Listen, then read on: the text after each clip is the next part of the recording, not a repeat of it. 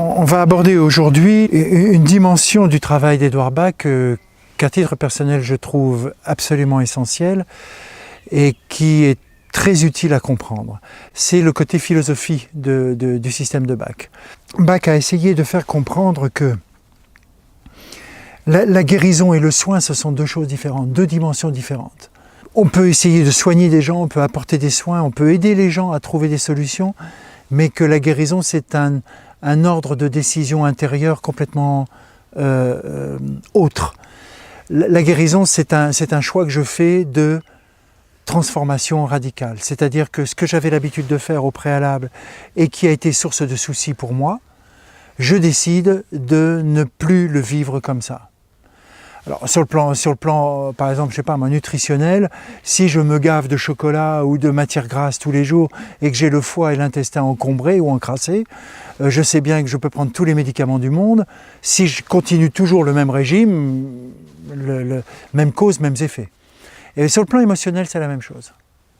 Et ça, c'est vraiment un aspect dans la démarche d'Edouard Bach dont il faut absolument tenir compte. Et si on veut guérir d'une situation, il faut accepter de changer. Et il faut décider de changer. C'est radical. Et ça ne dépend que de nous. Personne ne peut le faire à notre place. C'est une dimension qu'il faut garder parce que les fleurs, c'est pas seulement, c'est pas une espèce d'aspirine émotionnelle. C'est pas juste pour se sentir mieux. C'est vrai que ça fait du bien.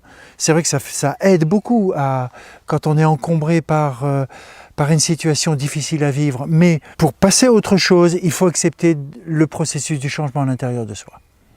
Ça, c'est radical. C'est important et il n'y a que soi qui peut décider de le faire pour soi. On ne peut pas le faire pour les autres et personne ne peut le faire à notre place. Edouard Bach a dit aussi que les fleurs ne pouvaient pas être associées à un symptôme physique. Par contre, la façon dont on vit un symptôme physique peut être associée très facilement en fait, à des attitudes émotionnelles, des attitudes psychologiques, voire spirituelles, qui peuvent nous encombrer et nous gêner. Donc ça, là-dessus, on peut travailler avec les fleurs.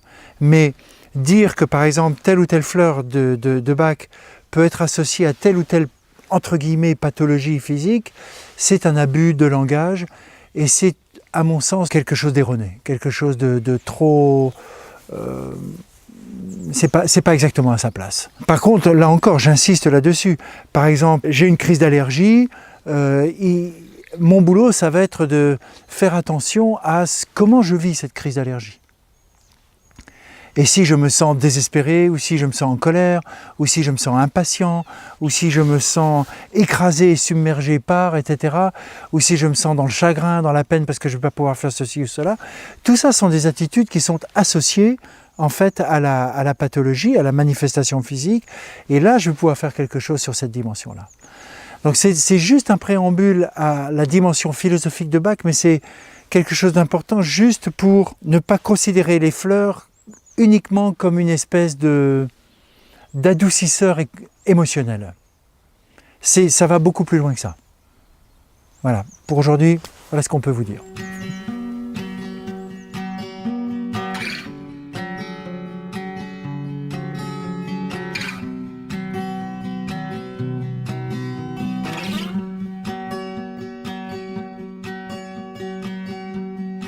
If you ever